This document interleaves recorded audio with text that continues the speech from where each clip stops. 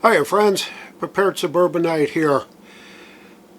Been watching the news and probably shouldn't be, but I'm getting more and more concerned. Recently an article popped up on Zero Hedge about the,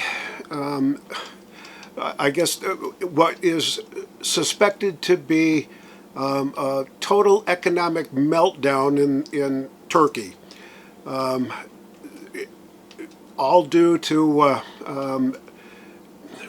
crazy financial fiscal policies that the Turkish government and Erdogan himself have put into place. They shut down their stock trading yesterday, and we're supposed to reopen it, and nobody's exactly sure how long it's going to take before the entire Turkish economy collapses in on itself.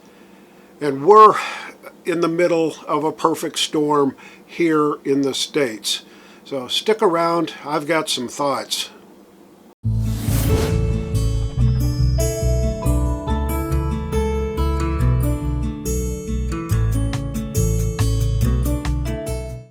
As we prepare for the future, and as we take a look at where we are, making sure that we're as self-sufficient as we can be, now is probably almost too late, but we've still got a window of opportunity to take advantage of as preppers. If you need to stockpile more food, now is the only time left to get that done. I suspect that we're going to be in the same boat that the Turkish government has found itself in if the continuing policies of our feckless and reckless Democrat-controlled White House, Senate, and House of Representatives, if it all continues, we're going to be facing the same kind of economic collapse that Turkey's experiencing today. The totalitarian, authoritarian push that I see going on in response to the pandemic, I guess I can say that on YouTube now, I'm not quite sure, but the lockdowns, the mandates, getting very concerned. I saw a snippet on TV last night about a woman that had already had COVID, did not get vaccinated, and was arrested by a troop of New York City policemen while she was trying to dine in a New York City restaurant because she was not wearing a mask and she was not vaccinated. So she's now been arrested. Well, that's just crazy.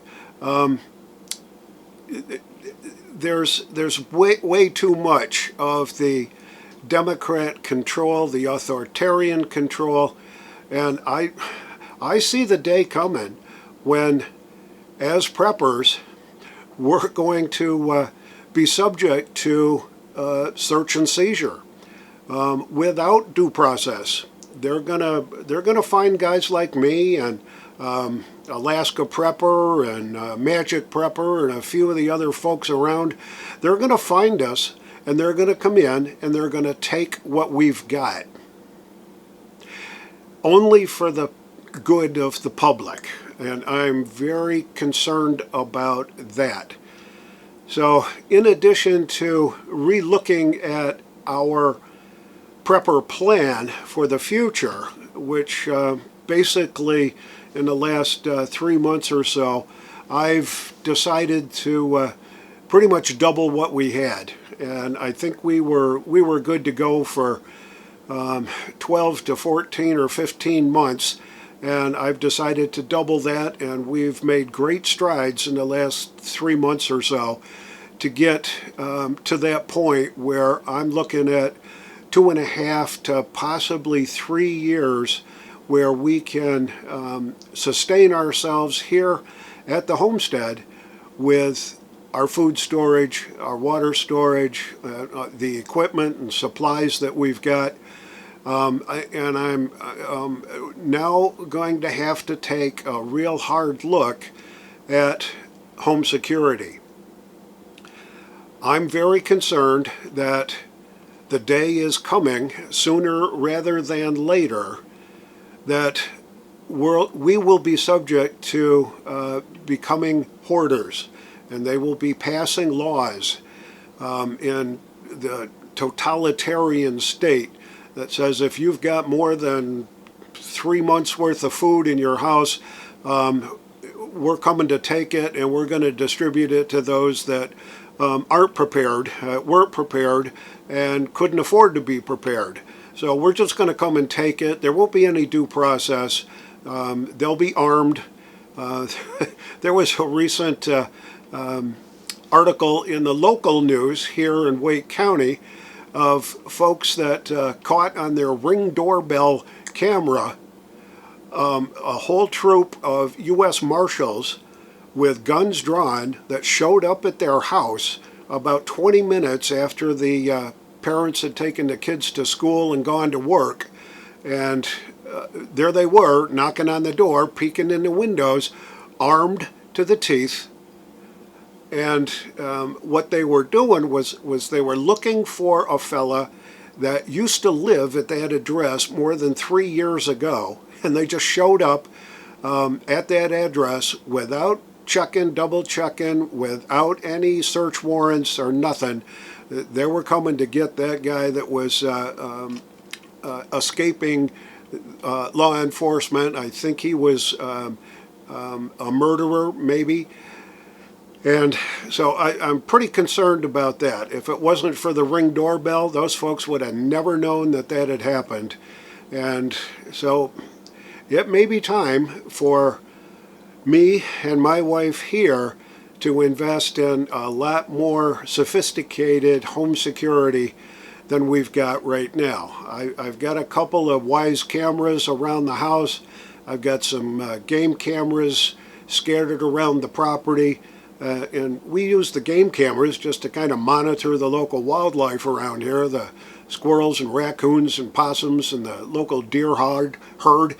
But I'm afraid that we're going to have to go spend some more hard-earned money to make ourselves a little bit more secure. And I haven't decided on which brand I'm going to get. There's so many out there to choose from. So I'm going to start doing some research on the ones that are probably most affordable. Simply Safe is out there, Ring is out there. You've got the old tried and true ones with ADT and that ilk.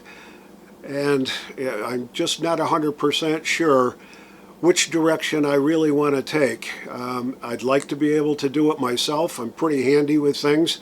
And from what I understand, the newer ones like Simply Safe and Ring are fairly easy to work with. They're fairly easy to install, and they work very reliably. So I'm really thinking that that's going to be one of the upcoming things. Like I said before, we took a real hard look at where we were with our prepping plan. And a couple of years ago, I was happy knowing that I had 12 or 14 months worth of food, water, and related supplies here at the homestead. And I was figuring, yeah, that'll be just great. And then the election in 2020 happened, and now we've got an entirely new set of facts to deal with right now. We've got inflation that's approaching an out of control point. The recent releases from the government are just who knows what the real numbers really are, whether it's 6.8% or whether it's 10% or 9.6 or whatever they're saying. I think it's going to be much, much worse than that. I also read recently that the number one leading cause of death here in the United States now is no longer heart attacks or cancer, it's fentanyl overdoses. That's a result of an open border policy at our southern border, and that's just totally uncalled for. They need to reel that in. They don't even see that it's a problem, for crying out loud. They're in denial, I think, for the whole thing. And if we as conservatives don't speak up and don't push really hard on our state legislators, federal legislators, Senate representatives in the House, I think we're going to end up in dire straits. In fact, I think we're pretty close to being already in dire straits. I've also been looking into precious metals. The gold and silver, the price ratio is still a little out of whack. In fact, it's a lot out of whack, but it's starting to come a little bit closer. I think they were projecting it should be around 80 to 1 silver to gold. And I think there may have been, that we may have reached that point, but that doesn't mean that we're out of the woods yet with precious metals. I think that silver's going to accelerate in price over the short term. Gold's going to accelerate in the short term. So I think that's also a good place to place some of your money. I've ordered some additional silver recently, and it just arrived this week, so I'm happy that I've already got that. And that's going to be part of our monthly budget from this point forward, is to continue to buy silver pretty much every month. Got a good supplier for it, and it's I think the right thing to do. The other precious metals I think we all need to invest in would be brass and lead, so that we can protect ourselves from the onslaught, from the filthy hordes that will be roaming around here when it does hit the fan. So invest wisely in all that kind of thing. This is the Prepared Suburbanite reminding you to be prepared always, and I'll see you all on the next video.